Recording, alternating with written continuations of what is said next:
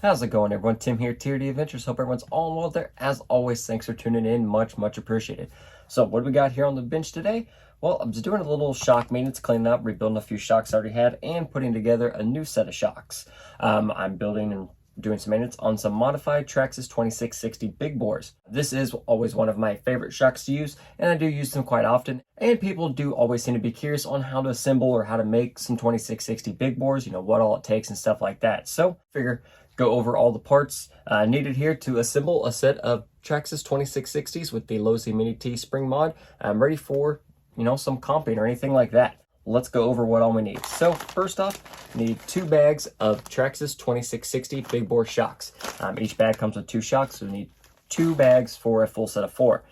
So then we'll pull out the shocks there, and the shocks do already come assembled with the shaft and everything in there. So no need to assemble, don't have to worry about little C-clips or snap rings and stuff like that. They are assembled for the most part. So we have shocks. Also recommend grabbing a bag of Traxxas 8361. This is the Traxxas shock cap with the pivot ball already in there. And comparing pivot ball to what comes with the 2660, doesn't take a pivot ball. It uses more like a shock bushing or anything that comes in the bag. But the pivot ball works much better. So go ahead and get a pack of those. There are 4 in there, enough to do a full set of shocks.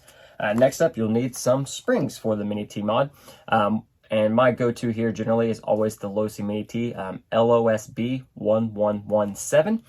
It comes with 3 pairs, a pair of soft, a pair of medium, and a pair of firm. And I always find that, depending on whatever rig I'm working on, that those 3 generally accommodate for most rigs there. And then the last part you'll need are some spring cups for the Traxxas big bores to accommodate for the Mini T spring. Now, there are files out there available for these cups. I believe Thingiverse still has the file. I'll try to link it down in the description below. If you have a 3D printer yourself or have access to a 3D printer to have these printed, or if you just do a quick little search for Traxxas big bore spring cup or Losi Mini T spring cup mod, you'll find a link. Plenty of companies out there. There are some that offer 3D printed versions or even some nice machined aluminum and stuff like that. So there are options out there if you don't have a 3D printer or access to them. There are places that out there that do make them and stuff like that. So again, plenty of options out there. So that is all we'll need to put together one of these fully assembled shocks.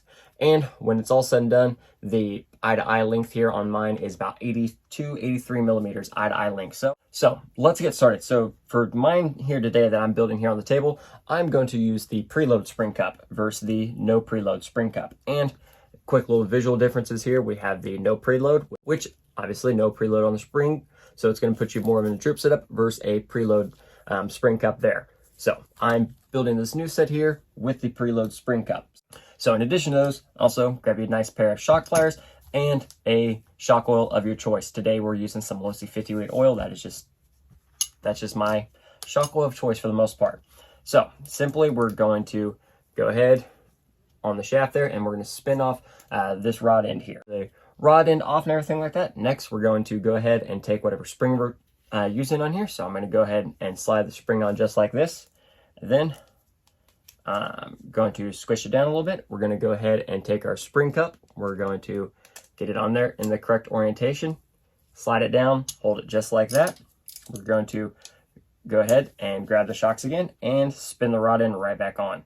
Just like that, the Mini T spring mod for the bottom part of the shocks is done. We have our spring, cup, and everything's all good. Now on to the next modification, which is going to be the shock cap. So we're going to go ahead and spin off the stock shock cap.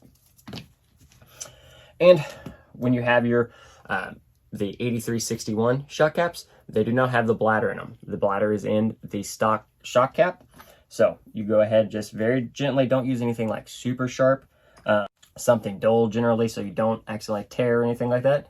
And you're just going to put the bladder in the same orientation that you just pulled it out into the new shock cap. You're going to get it all in there and you can see the bladder's right in there. And at that point, the shock cap's done. You're ready to fill your shock. I always get the shock oil in almost to the top, and then you sit there and just kind of work the shock up and down, get all that air and everything bled out, get all that extra air, all those air bubbles out, and then I'll give it just a little more, almost to where it's the top. I will compress the spring right to about where the fluid just sets, maybe just a touch over the plane of the shock cap. Then I have just this little car stand here, just a cheap one from Amazon, but it actually has the slots for the shocks perfectly. So when I'm rebuilding a lot after I fill them and then do that initial bleeding, then I always just set them right there, and then I let them set for about 5 minutes or so, just let all the air bubbles work their way up to the top. And then once it's all done, all the air's out, we'll just put the shock cap on just like that, and we are ready to rock and roll. We have a set of fully assembled Traxxas modified 2660 big bore shocks with the Lowe's Mini T-spring there. Again, just a really quick, simple modification. Doesn't take much to it. I think the 2660s are generally, I think they're about 26 bucks a pack, so 52 bucks, and then spring caps are like 8 bucks, so 60 bucks, and some Mini T-springs, another 10 or 12 bucks on Amazon, so 70, 75 bucks, give or take. And you purchase this set of spring cups, generally they're pretty cheap too, around that $10 to $15 range plus shipping, or if you have access to a 3D printer, you can print them yourself. So nice, really good set of comp shocks for 80, 85 bucks, all assembled and ready to rock and roll. So again, nothing too crazy today, just a quick, simple walkthrough, mostly what all you need to make your 2660 big bore. And I said, it just always seems to be a common question. Lots of people always ask, hey, how do you make those shocks? What all's needed? Or, hey, what parts do you use, or what works best? So there you have it. Just a quick, simple video, and we're all done. So I hope you enjoyed the video. If you did, hit that like button, subscribe to the channel if you haven't already. Any comments, questions, anything like that, as always, put them down below. Do my best to get everything answered. So until next time, everyone, have a great one. Crawl on.